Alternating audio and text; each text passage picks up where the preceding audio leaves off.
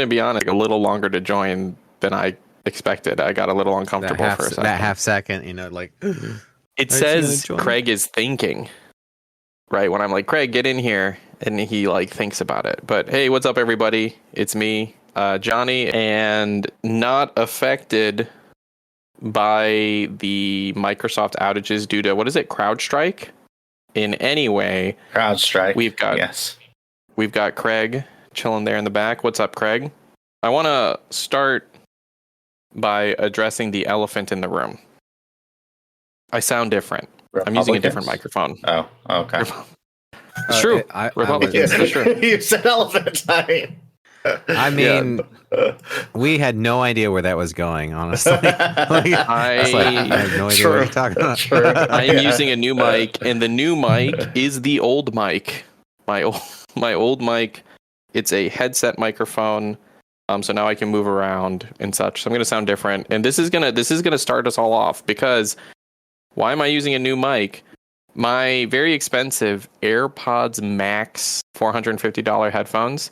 I was having problems with it last week. I actually talked about it. I don't, this is going to sound so dumb. I think I may have cut me talking about it from the podcast itself. I think you did. I think you did, because I don't remember that in my review. But I was having issues with my AirPods Max just like turning off, even when they were wired. I was having this problem. And before people say anything, yes, I like restarted them. I even factory reset them. I disconnected like the headphone pieces and cleaned the connector pieces, right? And I did the things, okay? Before anyone is like, "Did you try?" Before anyone says anything, like a week before anyone says anything. A week before anyone says anything, tried all the stuff, right? I did all the stuff. But also, I had noticed a lot of people have been having problems with the AirPods, which I've had them for just over 2 years, and I've used them really hard. And so what the problem appears to be is that the headphones don't, like, they're not detecting that they're being worn, and so they just turn off. I could get around this by turning off like head detection. So basically I would have to manually connect the headphones and manually disconnect the headphones. Like if I take them off, the music keeps playing, kind of a deal. And I was just like, man, what's the point of having Bluetooth headphones if you have to manage this? So I went ahead and picked up some AirPods earbuds and have retired my AirPods Maxes. They've served me well, not just for, like, I use them for everything, right? Not just casual listening, but also, music editing and all of that kind of stuff. So what are you doing with it? Well, they're just chilling back there on the rack. Just on the rack? Yeah, they're on, you can still finagle them to make them work, but they are on the way out. They're dying. Meanwhile, I have these Audio-Technica M50Xs, right?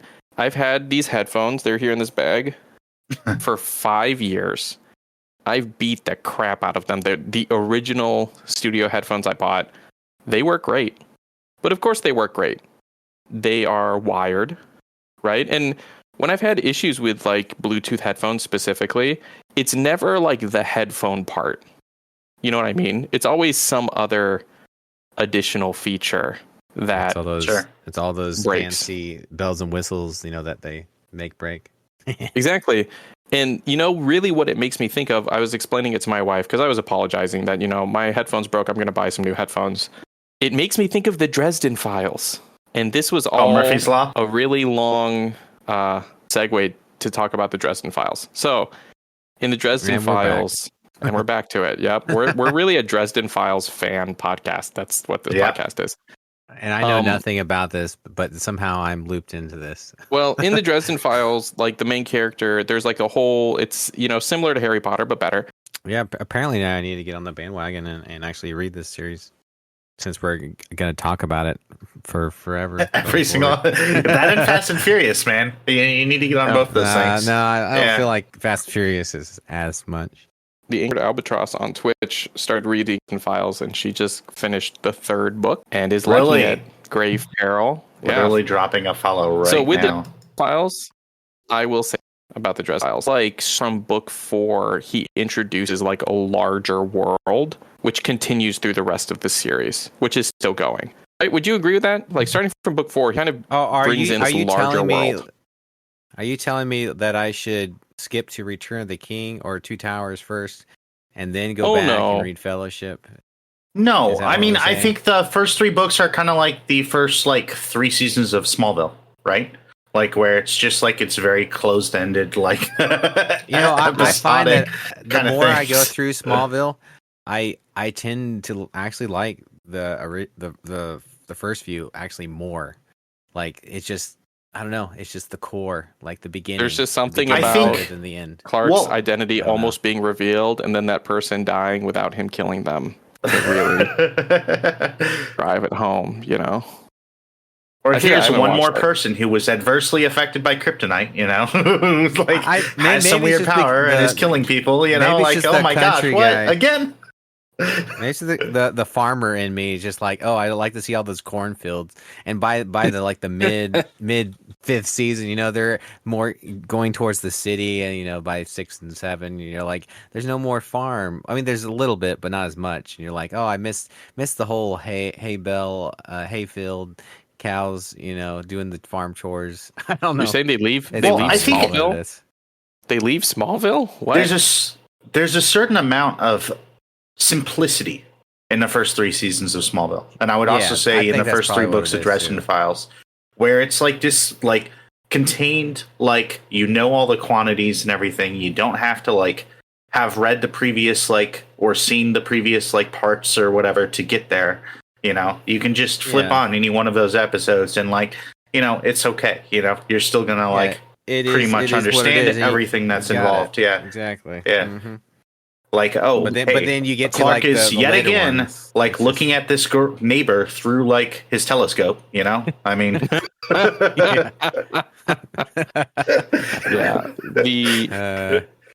first 3 books are great, but I would say the 4th book for Dresden, and I guess maybe this is how some people would feel about Smallville too, because I actually stopped watching Smallville right at season 3. I feel like the 4th book really locked me in, that I'm I really like this. The first 3 books were it's fun, I'm enjoying it. But the 4th book really locked me in. You know where I am with this too? I just finished reading the first Witcher book. What is that one? Sword of Destiny. Yep, I have it right beside me. To be honest, it's interesting of looking back at season 1 of the show and being oh yeah, a lot of that makes sense with how that book is written as well. No, it's called The Last Wish. Sorry, the next book is called Sword of Destiny. Oh, I have the second book then, not the first. Whoops. Wow. Not spoiler from the first book though. The first book ends really weirdly abruptly. I really kind of didn't like it, I thought. So I don't know if anyone else has read it, but I've gone through them, and I just felt like it just is over. The first book, it's just all of a sudden over. They feel almost like somebody's writing these short stories, like a collection of stories and events that are happening, not a whole piece. It's at least that's especially Last Wish. I felt like after that he started getting into a full piece of the story, but that one just seems like a bunch of little tells, Witcher tells. It's very much like the first season. There is a mainline story going on, and then they'll be here's all about how Geralt met so and so, and that chapter is really long. But then the chapter of what's currently happening is only 3 pages long. And then the next chapter where the past story about it is super long. Yeah, they tend to go back to either flashbacks or other stories and not really move the piece of this main story very, very much at all. Just kind of leave it there as a placeholder, really. Yeah. Which was very similar to the first season for those who watch the show. And I enjoyed the show. I haven't read the books. I've only played The Witcher 3, so I just like to see Geralt doing stuff. But the first book, I liked the first book, but then the end, it was just over. I was just oh, I guess I need to read the next book. So the Final Shape originally launched, and it didn't have the very end of the campaign. Why? That got released. So it turns out that I wasn't the only one who stopped where I stopped after what seemed like the last story mission, because it turns out that the final mission didn't unlock until after the raid unlocked and people beat the raid. And once the raid was beaten, they released the last mission. So at first, I thought the final shape kind of just ended kind of weirdly. And I'm like, huh, that's interesting. Like, I guess maybe they put the ending in the raid. That seems kind of like weird because they don't usually do that. But like, okay, all right. I guess I'll never get to experience that then. And then like I figured out, oh wait, no, there's this other mission I still have to do. Well, that, and I got kind of, I don't have the final shape, but I reinstalled Destiny 2 and I played it just once. I haven't been playing it very much. But like so there's the whole thing, Witness, final shape, oh my gosh. But then like literally the next time I loaded the game in, they were like, we beat the Witness. And now it's like all about like the season content. Yeah. And I'm like, I haven't even played one yet and we're already moving on. Like story wise, they're like, well, guess what? You did it. Oh yeah. Yeah. Guess what? You did it. You beat him. Congratulations. Yeah. It's like, it's the problem with having a living world. And like we talked about this a little bit earlier too, like several episodes ago, probably several times actually. But like MMOs like WoW, you can play all the previous content up to that point. With Destiny, you can't. Destiny is constantly moving and progressing. And that kind of works against it in a lot of ways. But almost like the real world, you know. I would love to go back and play the previous content in the real world, but you know, me too. You either are there or you're not. You know, you do miss out on things in the real world, and I think that's kind of what happens. Like if you're not constantly, especially with like Destiny and some other of the other like constant like season titles, you're not constantly playing those games, you're gonna miss out. You know, that's just how it is. And it's a bummer because it's how they want to hook you into the game to not leave, right? Like it's that way on purpose. It's on purpose, but then it sucks when you miss out. Yeah, nobody wants to miss out, but at the same time, you can't always hook yourself into a game, you know, nonstop because then you're missing out on other experiences, especially with how many great games there are out these days, you know. Right? Talk about great games. Man, now I just want to talk about Final Fantasy VII Remake, which is like how many years old at this point? I'm like, man, what a great game. Like, how did I miss this one? Where's the conversation around this game? What is going on? It's like the conversation I intentionally avoided because I'm like, oh, I'll play that game one day. You know? Yep. Like now you're there. But you know what is on my radar now, and it hasn't been, I heard that The Acolyte had its season finale. So now I may pick it up and watch it. You should definitely watch it. Yeah, I think it does a lot of interesting things. I'm excited. I heard that a lot of people hate it, so I'm excited. I don't think it's the best written show. And I think that some of the plot points are a little bit convoluted.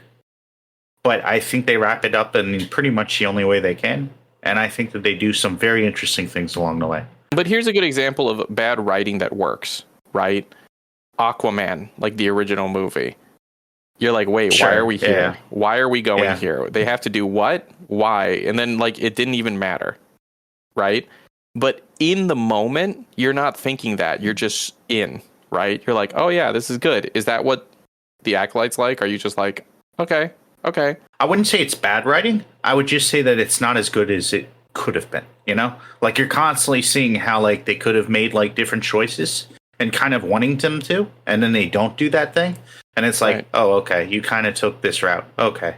You know, and that, like, there's nothing wrong with the route that they chose. But I mean, like, it's just not, it's like, you know, like you're going from like, you know, Seattle to Richmond, right? And you're just driving along and you could take the really, really scenic, beautiful route, or you could just like take the normal route of highways and all that. You still get to the destination, you know, it's just the journey can be enhanced a lot or not, you know? And there's also only so much you can do in 8-episode seasons too, you know? So, I mean, yeah. That's a terrible metaphor for me because I 100% have destination fever, right? People are like, it's the journey. I'm like, we'll have fun when we get there. No, I'm excited. I'm excited to watch it. Farmer, did you finish it? I haven't had a chance to get back to it. I've been so busy doing other things, but I mean, for what I did watch, I mean, I thought it was interesting just seeing. I mean, I'm all about always seeing something different in a different world and a different angle in Star Wars, especially because how massive I feel they need to, you know, project it, you know, instead of like always going to Tatooine or always going to Coruscant or always having the angle of like the master, you know, masters and Padawans, or that whole. It just feels like they're very cut and dry in some ways with their storytelling, and I'm always down to see something different. A different. Are you angle. saying Tatooine doesn't make an appearance? Because if Tatooine's not in this show, I don't know that I want to watch it. I have no idea. I won't spoil. Star Wars fans are really Tatooine fans, but really, that's what I mean. That was one of the nice things about Andor, how fresh it was. Just a different take. Yeah, and that's true. Well, I think this is fresh too, in a lot of the same ways. I would say. Yeah. And that's what I'm saying more than anything. Is I like to see Star Wars, just try something different, even if maybe they might not always get it 100% right. They've got a huge universe. They need to use the universe to their advantage. Yes. I feel the same thing about Halo, with the whole Halo let's TV talk show about that. being canceled and everything. Thank God. I'm totally, yeah. Right? Really. I struggled. I still haven't finished season 2. I'm not going to lie. And it's just, it really suffered from something that it really shouldn't have, It really could have been really good. And they have such a vast universe to pull any kind of story out of. But then they went and I've heard a lot of people actually, like I was hearing somebody the other day say, defending it, saying, well, they all from the get-go, they said it was going to be on a silver timeline. It's going to be the story they wanted to tell. And I'm saying it. Sorry. I don't Getting care. upset. I know. I feel exactly the same way, David, because I don't really care. The route that you went in your silver timeline is terrible. You could do a silver timeline. You can absolutely do a silver timeline. But if you're going to do it, then it needs to be like a multiversal thing where you still pay homage to the things that you include from the main timeline. You still have to have at least some consistency there. It's and they just have to feel like you have to, when you get to the point A to point B, you have to earn it, and I don't feel like the whole time that we earned anything, like even if they were going to say, okay, we're going to show his face, we never got to that point where we felt like we earned that. It wasn't like any payoff. It was literally the first episode or something like that. Boom. And I don't really want to harp on that too much, but it was really just the fact that they just mixed and matched and just butchered. I don't know how else to say it. That's how I feel about it. It would have been so easy to fix it by just not having it be John. Mm-hmm. That's what kills me. Just have it be about any other Spartan team in any other corner of the freaking Halo universe, and you can absolutely make a compelling story there that doesn't necessarily need to you can even have cameos from certain people like Halsey or whatever. But there's just so many other ways to do this rather than butcher what everybody knows and loves and change it all around to fit your narrative of just completely made up stuff that. It's just. Well, it's kind of like the whole Spider-Man thing. How many times are we going to rehash the same origin story of Spider-Man or Batman for that matter? That's kind of what they did with that, and they didn't even get it right. Sure. They needed to bring in something that was fresh and expand the universe, something different, something that we don't know about, something that could have been awesome and actually give value to the whole franchise across the board. With Spider-Man, though, they do generally, have a completely it's either a different version of the world or whatever, or a complete reboot of everything, and it's always based on pre-existing material. So there's at least still some kind of sentimental attachment there, right? Halo doesn't he's even still have very, that very with true to who Silver he is. Timeline. That's true. He still have Uncle Ben, still live with Aunt May. Great power, great responsibility. They hit those key points. So there is that. That is true. It's just you see, and it's crazy to look at Fallout, right? Which honors the material and is completely canon somehow. And then Halo. And here's literally two side by side video game based shows that are done in completely different ways, and one is critically acclaimed and one is not. I wonder why. I've literally been waiting this whole time just to make a Master Cheeks joke. And I really feel like I don't know how I'm going to do it. When it first started, I was ready. And I was going to be like, Farmer, are you crying that you're never going to see Master Cheeks again? And we just moved so far from it, you know? And now, to bring this back around, I made my Master Cheeks joke. I'm happy. They almost had nudity in the Acolyte. They got very close. I thought they were going to do it. And then they Crazy. didn't. No, of course not. No, but as far as I made the joke, we sent that article around and I made the joke that, you know, who is it? Paramount is like Jonathan Nolan built this in a cave with a box of scraps. Yeah. And it's like, that was a good meme. Yeah. To talk about a movie that doesn't exist, the first Last Airbender, or like the live action Last Airbender movie that doesn't exist. I went to see the movie that doesn't exist at midnight with David. We've talked. I feel like we had to have talked about this. It's such like a key point of trauma in my life that I do bring it up often. Of like sitting there being like, "There's no way they can mess this up. There's no way they could mess it up." It's such a great story. And even at the very beginning, you start like seeing like you get hyped a little bit because they're like doing the things and stuff, and like it's not quite how you imagined it, but. I can watch the trailer for that movie now and get hyped, right? Because in the trailer, it looked, man, whoever made that trailer, who cut that trailer together, they were the best great pieces of everything, right? Yeah. And then, like, I've not seen the Halo show, but hearing from you guys, I hear that me in Farmer of being like, how did they, like, you got the playbook right here. Exactly. And then, like you guys said, they don't even really need to do that story. No, because there's so much we know that story. We've known that story between all the games that have come out. You know, they could have just chosen to expand upon the universe. Like that's my biggest thing. Is like I just want a new story. You know, I just want something else out there. Do you guys remember like the opening crawl of ODST, where it's the year is da-da-da-da-da. Humanity's been at war with the Covenant for 50 years. And we're losing. Oh, man. And we're losing. Oh, dude, goosebumps, chills. What an opening to a show to introduce some normal humans, like, dealing with Covenant stuff, you know, like ODSTs or whatever. Like, they had so many options here. That could have been the show right there, ODST, dropping in. I could see the whole rain cover. You know, you're coming in. You have to go to New Mombasa. Man, that I'm some reason Master Chief's butt's out. You know? For some reason, he meets you and his butt's out, and you're like, "What's going on? Who are you? Are you a Spartan?" I don't know. I haven't seen the show, and it's getting canceled, and I'm not sad about it. How would you guys feel if like Amazon saved it though? No, I would not like that. I was now telling David last night. I'd rather them just let it die and like 5-6 years kill later. It if you have to. Yeah. I'd rather it end sooner so then it can actually come back later and be better than to like string it out for you know, a couple years and then have to wait like 15 years for And guess what? Better. If it doesn't come back, I mean, you know, like they tried and it just didn't come back. That is what it is. That's better than it continuing on in its current form when it comes down to it. Wow.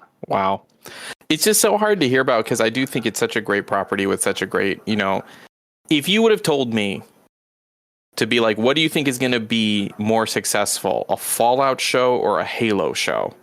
Right. Yeah. I would have been like, what even is a Fallout show? What would that even be? Like a Fallout show is literally, guess what? I can tell you what a Fallout show is, right? It's a vault dweller, comes from a vault, and is finding their like parent or loved one or whatever, you know? And like they're going to meet a bunch of characters along the way or whatever, and they're just going to be like struggling to survive a lot. And it's going to be crazy because they're a vault dweller. Like, that's pretty cookie cutter stuff for Fallout. How do you find a way to make that interesting? I think is the hard part, right? And Nolan nailed it. They did like, that. I mean, yeah. The whole, man, I love what they did. Like, we've all watched it, right? Yes. Like, it's like the whole flashback with the whole, you know, I mean, I love that timeline that they just like kind of, okay, go back and forth between what's happened before and then back to what's going on, and like they just have those transitions that seem so seamless. Plus, I love the timeline and everything that just feels like you're there, and it's just so seamless, and it seems like all the set pieces and everything that they had just seems authentic down to the T, that it felt reality, almost like you're basically, when you're watching, you're a portal into that world. That's how good that they did it. Like you're invested, you're in there, and it feels like you're part of it. Right. No, I've said a lot of times I don't even really like Fallout. That show, fantastic. Fantastic. But I feel like they could have done something similar in Halo. Like, because if they would have not focused as much on the Spartans, but then it's like, well, that's what Halo is. Like, I think of I read this thing about Tolkien, because they wanted him to write a sequel to The Hobbit, and it took him many years before he wrote Lord of the Rings, and that he was trying to decide what it should be. And he had gotten this advice from C.S. Lewis that what make hobbits are so normal, what makes them interesting is like them being in these crazy situations. Like, because we're the hobbits, right? Like us watching the movie, we're the hobbits. And it's the same in Fallout, right? Us watching Fallout, we're the vault dwellers. We don't know what's going on out there. We don't know what the world's like. They could also do something like that. Well, and I mean, we've talked about it, right? Original characters. Maybe some cameos, but original characters, original story.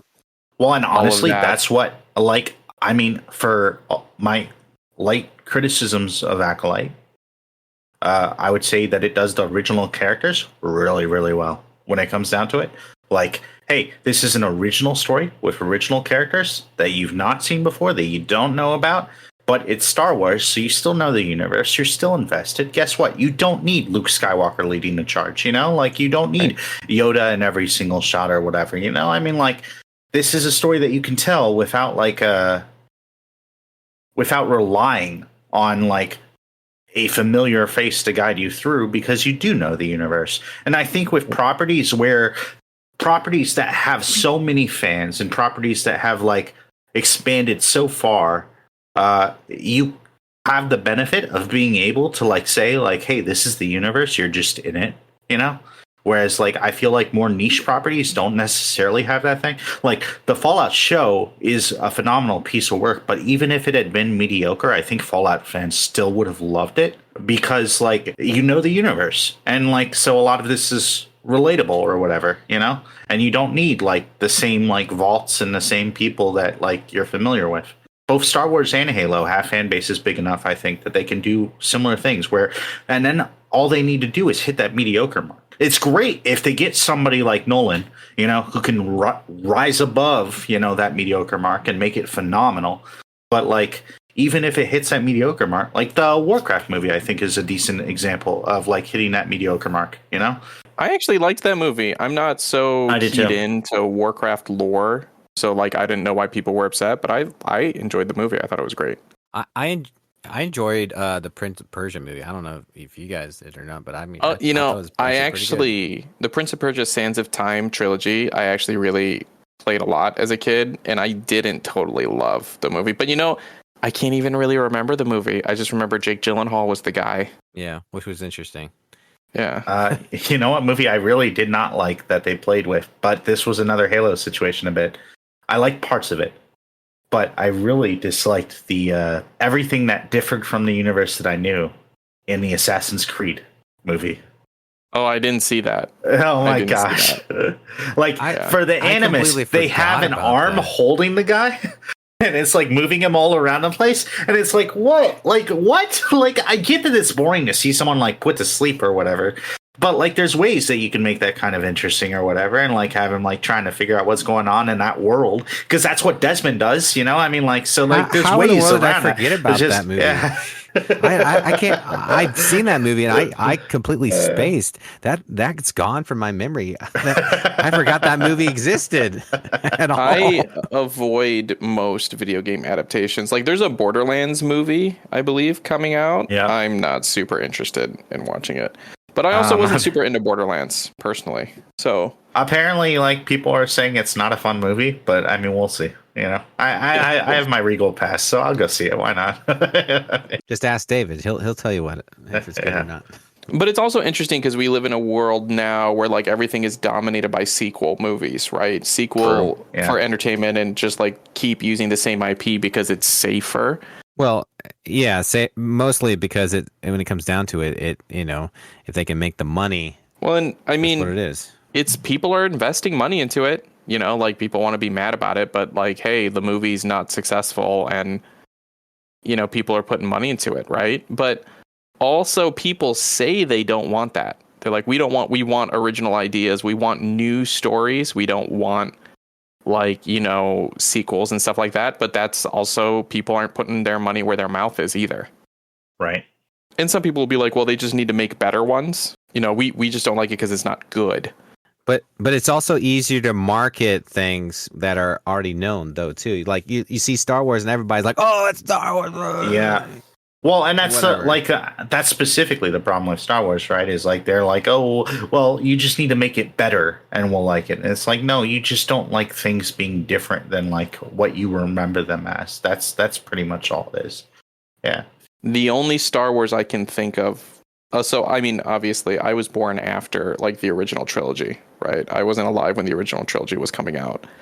The only Star Wars I can remember that had, I would say, pretty universal positive response was The Force Awakens. And even The Force Awakens, it wasn't 100%.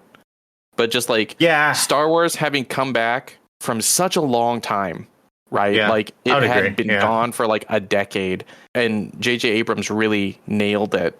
I felt like people weren't critical of it for a long time. I feel like now people are very critical of The Force Awakens, but at the time, people weren't critical of it. People were just excited. I think the only reason that they're critical is really the aftermath of the other two, because they're looking back, backwards at it at a different angle. But honestly, it was a safe Star Wars to make, but it was a good return to what we kind of expect. It's kind of like an essence of A New Hope, but it's okay. Fantastic reboot, right? That's what it was. Fantastic reboot. I would say it was in some ways, and I feel like this is like getting into kind of almost like how, like Disney movies can be for kids and for adults. I'm not saying I'm the adult in this situation, but it's kind of like that in that, like, it was kind of a commentary on A New Hope a little bit with the way that it shifted some things around and like had nuance to it, like with how things were different. Like, the fight scene with Rey and Kylo in the snow is in my top 3 lightsaber duels, period. That's a pretty cool looking one. Yeah. It was really beautiful. The top 3 is a little hard because for me, it's just movies, right? I haven't included, the duel between Obi-Wan and Darth Vader at the end of the Obi-Wan show. That's got to be up there too, right? But I haven't thought about that really. Okay. Top 3 lightsaber duels, including the Disney Plus series, because I haven't seen Acolyte yet, but I'm not going to include the Obi-Wan Vader one. Yeah. Top. So 3. actual episodes is what you're saying. Actual episodes, movie episodes. Top 3. Because there's some good ones in Acolyte, but like, oh man. Okay, I'll go first. Yeah. Number one is Darth Maul, Obi-Wan, and Qui-Gon. Just period. Just it's fantastic. A cool one. It is. Yeah. Fantastic. Number 2 for me would probably be Anakin, Obi-Wan, Star Wars Episode 3. I think if it wasn't for the nostalgia of how much I love Episode 1, that one may be number 1. Like, I'll admit that. Like, that's such a good fight scene. And then the third one for me is the Kylo Rey lightsaber duel in the snow. It was just so beautiful. The Luke one with Kylo from The Last Jedi was also pretty cool. But I really liked from The Force Awakens, that duel scene. What about you guys? What about you? What's your favorite? What do you think, David? I mean, go for it. What's the best one? Start with number 1. What's the best one? My favorite, just because I love the sequencing and how long it was. I mean, I love Revenge of the Sith duel. Yeah. And the whole Anakin, Obi-Wan, the whole back and forth and the whole, like, he's basically his son. You know, he's raised him. He knows him so well, and he's turned, and it's just like this heart-wrenching thing. I think between the emotions and how skilled they both are as swordsmen, it's just like I just love that. I can watch that 3 minutes in constant. So that one, and then I'm pretty much flip-flopping. I love that one, and then I love I love the Darth Maul one, because that's like my childhood. That's like the first sequence that you've seen that's not the old ones. They're actually they're moving these lightsabers so quickly. It's like, oh, what is this? So not to knock the old ones, but man, they don't. The original trilogy doesn't hold a candle to the prequel trilogy's duels. I'm sorry. But I think my third one, I just got to be. It's not flashy or anything, but I just love that sequence between Obi-Wan and Darth Vader in A New Hope. The original. The original. Yeah. That started it all. So. Strike me down and I'll become more powerful than you can ever imagine. Valid. What about you, D? So all three of mine are going to be from the Clone Wars TV show? Yeah. That's a Disney Plus show now. So, first would probably be Duel of the Fates. So good. It's such a good one. Like, even with my having rewatched Phantom Menace and being like, wow, Jedi just are never trained against hand-to-hand combat at all. Okay, all right. No. But the flips, man, I wish that I had not gone into it knowing that his lightsaber has that second blade, because that's just, man, that's such a moment, and it's so perfect. The second would be Attack of the Clones. Obi-Wan and Anakin versus Dooku in a hangar. Interesting. It's a good one. Because, I don't know. There's something about, seeing, Anakin take both sabers or whatever and go at it. Right. And First just time go we see ham.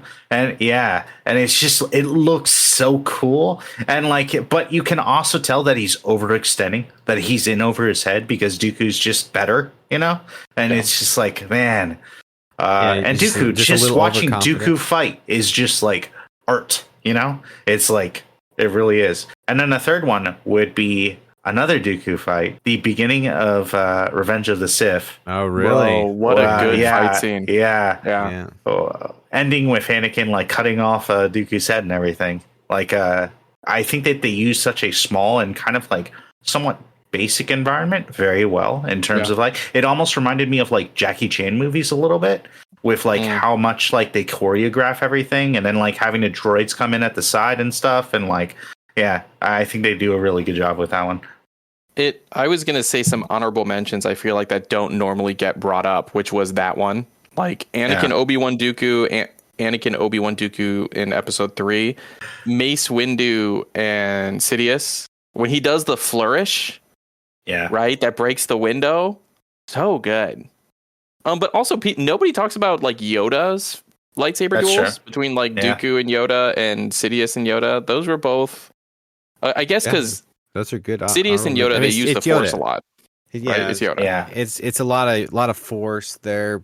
But I mean, when you see the little green machine going at work, that's just it's pretty awesome. I would kind of include Yoda versus Dooku is kind of that whole it's Anakin and Obi-Wan versus Dooku, and that was another good reveal, right? Because we'd never seen Yoda fight until then, right? Do you like what they keep doing? I don't know if you guys ever thought about it, but what they keep doing to Obi-Wan on those fight sequences between Dooku on the second one and the third. He's in both times he's incapacitated by one way or another. It's just he's knocked out, and the last one is just come on. As an Obi-Wan fan, it's come on. Why? Are we just showboating Anakin every single time now? Because it's about Anakin's fall of the dark side. That's why. Yes, but also Obi-Wan has some great fights himself. I feel one of my honorable mentions would be Obi-Wan versus Grievous. Yeah, right? That's true. That's to be honest, I wish that one was better. Grievous, the Cartoon Network cartoons of Grievous, he was so scary and so devastating. That's very true. Yes, and that's very true. I guess for Obi-Wan and Grievous, I just wish it was a little longer, and I wish they showed a little more of Obi-Wan's skill, right? Of like cutting Grievous's hands off and stuff. That like, I don't know. Grievous was built up to be such a big bad, and Obi-Wan just dispatched him, which I guess you could say is like shows how awesome he is. Well, that's what I took away from it. But also, like, Obi-Wan isn't an accomplished duelist, you know? I mean, like, when he's it comes a defensive down to duelist. It, so, yeah. I kind of agree with you a bit, Farm, but didn't Obi-Wan fight in episode 2? I felt like it wasn't as egregious as episode 3, because in episode 2, Anakin gets electrocuted, right? And Obi-Wan has to fight him alone. So that one made a little bit of sense. Like, right, he separates them, but then in the third one, I don't even remember how Obi-Wan gets knocked unconscious. Yeah, Doesn't he like he did use the Force, and he dropped this pillar or something on his head, knocked him out. Yeah. It was lame. Something ridiculous. And once again, neither of them had Force heal equipped. Yeah. To deal with it. Or Force speed. I feel like if you had a different camera angle on that fight in episode 3, that you would see Palpatine like using the Force like with his hand or whatever to like make sure that Obi-Wan gets knocked out by that pillar. Like, you know, just helping Dooku out a little bit. I feel like you'd see that. Yeah, that's a fair point. That's a fair point. Because that was Palpatine's goal, was to put Anakin in a situation without Obi-Wan, you know? That's true. And to kind of like push him. I mean, the whole idea was to keep pushing him to go further, let his ambitions go further than, you know, his brain, you know, let his anger kind of take over. And I mean, that's what ended up happening. Any other honorable mentions for lightsaber fights? I can't think of any other. I mean, the Luke Kylo Ren one from The Last Jedi was pretty cool.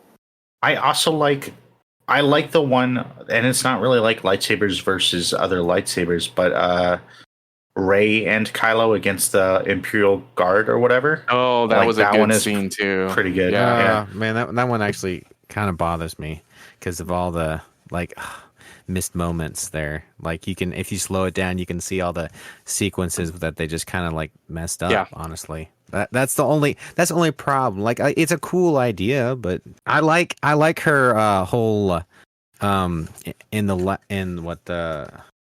Rise of Skywalker, I guess.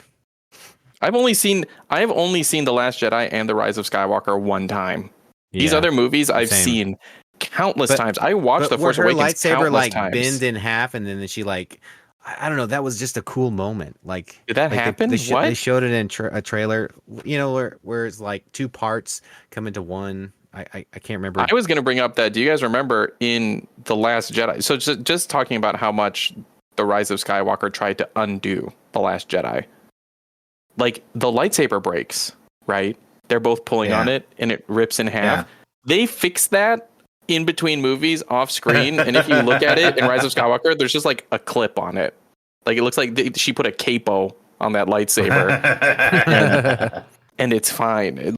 That I was just so like, come on, what is this? She didn't even get to make her own. Anyway, we're running a little bit long here, and instead of making this a completely Star Wars podcast, which it's not even episode 9, right? Yeah. I don't even know what episode this is. What episode is it? Hold on. 8. What? It's episode 8. Oh man, next week we're gonna double up on Star Wars, guys. Not even episode 9. So there's apparently, as we're recording this, there is a problem on Windows machines around the world, right? Well, yeah. Well, you want to explain? Being someone who's been on Mac for, the last decade and a half, I have no idea what you guys are talking about. I think it's part of the problem when it comes down to like singular programs becoming like ubiquitous with usage for certain things. So there's a company called CrowdStrike, and one of their programs is this Falcon program. That's a cybersecurity program. That's like, I guess it's like end protection. And apparently they had like a bad kernel update or something that literally blue screened every machine that was running it. And this is like a program that's like for like corporations, businesses, that kind of thing. So like it turns out that oh gosh, I had the article right here. 8.5 million Windows machines were blue screened. That's and that insane. included a lot. And we're talking also like most of these machines are like commercial machines that are like operated by businesses or whatever, especially like, I mean, some are obviously like consumer facing. So like airports were down, like some like stores were down, like self-serve kiosks were down. Like, I mean, like it's wild too to see like the photos too of like, you know, like someone standing in a room with a bunch of blue screens. It's just wild. But yeah, this was a huge outage, and it's like all because this one company, CrowdStrike, apparently has like 25% of the market share in endpoint protection, right? Right. So like literally 1 of 4 Windows machines like utilizes this company's like endpoint protection, if they use endpoint protection at all, which is a ridiculous amount. And like, so like for a company with that much responsibility and that many users, to have an error like this, like literally like affected like billions of people, you know? I mean, right. It's really kind of wild. I had heard mostly about how it affected airlines, right? How airlines had cancellations and all these problems because their computers were down. Apparently, except for Southwest, who was running like some super old. They haven't updated apparently in forever, and so they didn't have this problem. But being a Mac user, no, I think this is just a great example of why y'all need to get off that PC and get onto Mac. You know, we don't have these problems. The other problem is that one of the easiest ways to fix this, I think the main way to fix this, was to delete the old file update manually. So, I mean, like, that's just an insane ask. I mean, like, what the heck? Like, something that auto-updated, like, millions of computers or whatever, and, like, now you have to have, like, your 3 tech guys go around to, like, thousands of machines to, like, you know, manually, like, go ahead and delete this update or whatever. And, yeah, like, I mean...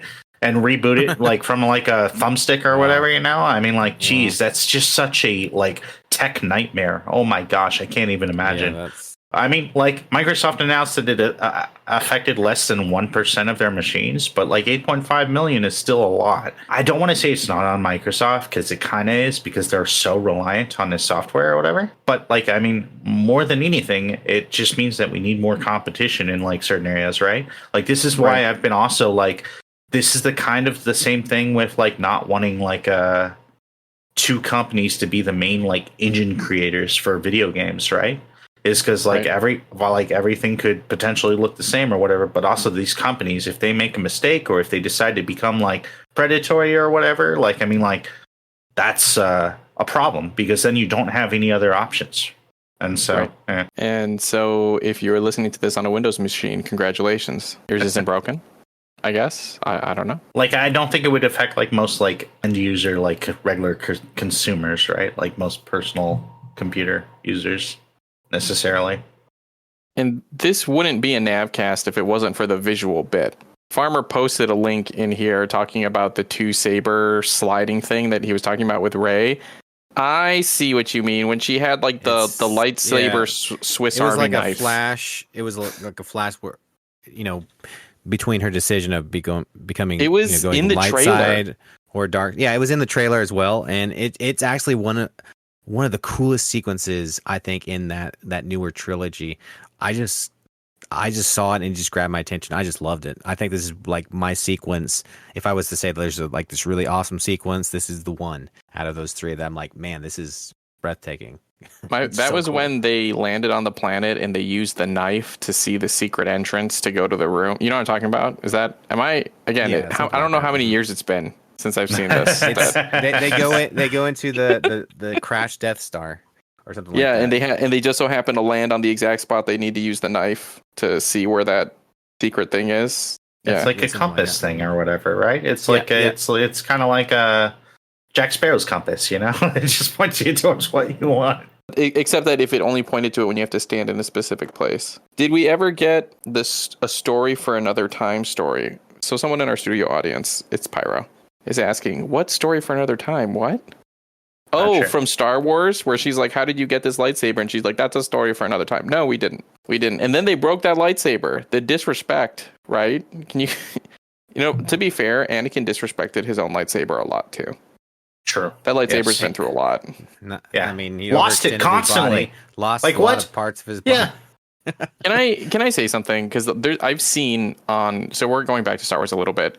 There is so much lore and people talking about bleeding a lightsaber crystal. Oh my gosh. Of like how Sith lightsabers turn red. Yeah. Why didn't Anakin's lightsaber turn red in Star Wars Episode 3 when he killed these people? Why? Because that wasn't a thing back then. Then, Jedi used natural crystals. Yes. That's the real reason. Jedi used natural crystals, and in the lore, Sith had synthetic crystals. They made crystals that they filled their hate with their hate, and they were red, right? And then at some point, I don't know when did they introduce this idea of bleeding a lightsaber, that like to turn to the dark side, you corrupt your saber's crystal and it turns it red. Because also in the expanded universe, there were Jedi, like in the New Jedi Order, who had red lightsabers, right? Like I think Leia had a red lightsaber in like the New Jedi Order and such. Yeah, I think so. Yeah. But all of this discussion, it wasn't a thing back then. Why didn't Anakin's lightsaber turn red in Star Wars Episode 3? Because that wasn't a thing when they made Star Wars Episode 3. I would need to look at Jedi Survivor to see if they do this. But I know like being in physical, the way that they explain it now, and it kind of makes sense. And this was one of the little touches that I feel like, you know, like when they do something little like this that I appreciate, is that apparently if you're in contact with the crystal, like the actual crystal, that's different than like just holding a hilt with the crystal inside it, where like you essentially can like bleed it that way. But and because I looked into this a bit, because I was like why on earth did Anakin's not turn red then? Yeah, because it wasn't a thing. What's the in universe reason or whatever? And that kind of makes sense. Is like, well, he never touched the crystal directly. Okay, sure. My favorite response is they're like, because he didn't know how to do it. He didn't know how to bleed his lightsaber, and it's just like, or like, I think what you mean is George Lucas didn't know. Angry at the time, you know, like I mean, it's like what? Like I mean, he's absolutely filled with hatred when he's slaughtering those younglings. And if you build a lightsaber one time, you can pull it apart easily and put it back with the Force easily. So at this point, if he transitioned to the dark side, why didn't he already have a red one? You know, because he could have easily done that. He's a masterful Jedi. You know, he's not a master, but he's a masterful Jedi. You know, he's something. He's something. I mean, the Force corrupting the crystal isn't like the most insane thing we've seen in Star Wars. You know, I mean, like so no, and it is an addition to the lore that I don't hate. You know, I think it is kind of cool. I was anti it originally. I'm far less anti it. I guess now. I have other questions though, because it has more to do with then like, well, what about, does the crystal just decide your color? Because now the whole thing is the crystal's kind of alive, right? And like the Jedi make a bond with this crystal, and it becomes like their lightsaber. I don't know. It's the more we talk about it, the more it sounds like it's not just a crystal. It's a living. You know what it sounds like? It sounds like the Avatar with the blue people movie, where they gotta like make a bond with their flying creature. It sounds like that, you know? Oh yeah, like, it's Harry Potter now. You know, each wand knows it actually chooses. Each lightsaber chooses its Jedi. The lightsaber chooses it. Yeah, so it's like, so why does it choose? Why are some blue? Why are some green? Why are some purple? Apparently, red is just the evil. That's it. If you just do the dark side, the crystal turns red. So can you unbleed it if you go to the light side again? Wouldn't that be great? Should we retcon? Yeah. Should we retcon the movies at the end when Darth Vader turns on his lightsaber? It's blue. It goes from red to blue. Well, there was several people in the Jedi Council that had red lightsabers originally. You know, so this wasn't even a conversation before that. You know, before they decided to change it up. So it kind of makes this argument that, okay, I guess now that can't be a thing. But before it was like almost like it didn't matter what color you had, you know, you would get whatever you were chosen to get, you know, you could have any of the colors. Now it does seem like red is evil. You have to pour in your hate or something like that. Pyro saying like with a transplant or something, unbleed it, like put an IV on it. Exactly. Well, so like the other day, Travis. What if you do a prank where your best friend, who is also a Jedi, is sleeping. You take apart their lightsaber and you just think really angry thoughts. You hold their crystal and you make it red, and then you put it back together, and then when they turn it on, they're like, "What? You know, is that possible? Is this in the lore?" I would view it more like man, not to bring up another book series, but like the Way of Kings series by Sanderson. Like kind of like how like you manifest like your spren and all that. Like I would kind of view it almost more like that, where it takes a lot, you know, like it takes like saying the words or whatever, like, or the Jedi equivalent of that, like feeling like that particular like strong emotion or whatever, so strongly that it actually like changes and manifests like that. I mean, I don't know. Explain this one to me though. Obi-Wan had a blue lightsaber, then he had a green lightsaber, which was Qui-Gon's. That was because he got someone else's. Yeah. Well, but he also had he went back to blue. Like he flip-flopped several times because he kept losing his lightsaber. But like, first of all, he wasn't touching the crystal, right? Like specifically. Yeah, but I'm just saying he went I back and forth. I don't think the color chooses them or whatever. I feel like the bleeding is only like just like the one way, like turning it to red. I don't think you can like turn it purple if you're feeling like, you know, like romantic-y or whatever, you know? I mean, like, I don't know. It's just interesting. You open up a whole can of worms when you start thinking like this, you know? Sure. No, but like Pyro brought up, then how come Ahsoka's lightsabers are white? Well, because he's red and she's white. There you go. And according to this, Clone Wars is completely like stupid. Here we go. The Kyber crystals that she uses in her sabers. Wait, where'd it go? It was just here. Here we go. The Kyber crystals that she uses in her saber were covered from a Sith, so she had to realign them with the light side of the Force to use them. And the result was that the color of the lightsabers became white. That's why hers are white. So she pulled out the anger. Is that what we're saying? She basically, yeah, she unbled them and they become white. So there's your answer. If you unbleed them, they become white. This really, what? This can't be right. The problem is anything that I read that has like the information about why lightsabers are that color, it sounds like fan fiction to me. You know what I mean? This just doesn't sound, that's my problem. Like, this man, like right. I'm glad to see like more Star Wars stuff and everything and all that jazz and like crazy, like, you know, like new stories and all that and like new perspectives and all that. I'm all for that. But like so much of it just comes off as fan fiction now.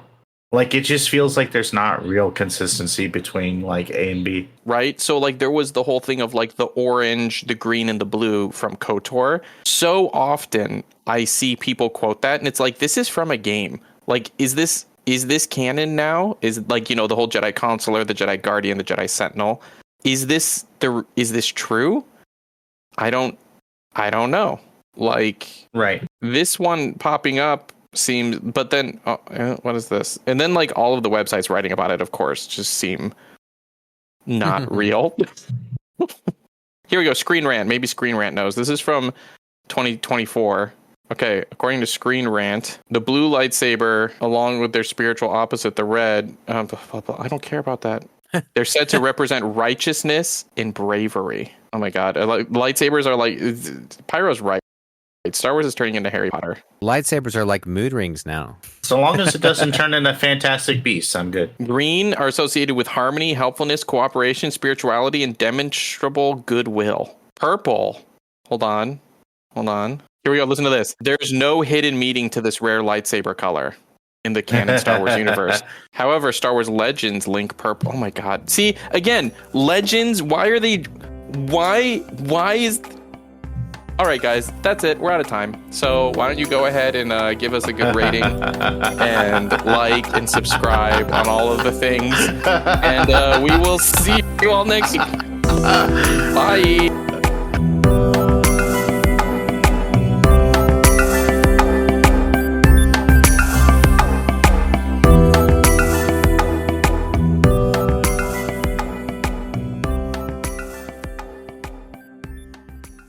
Get out of here, Craig.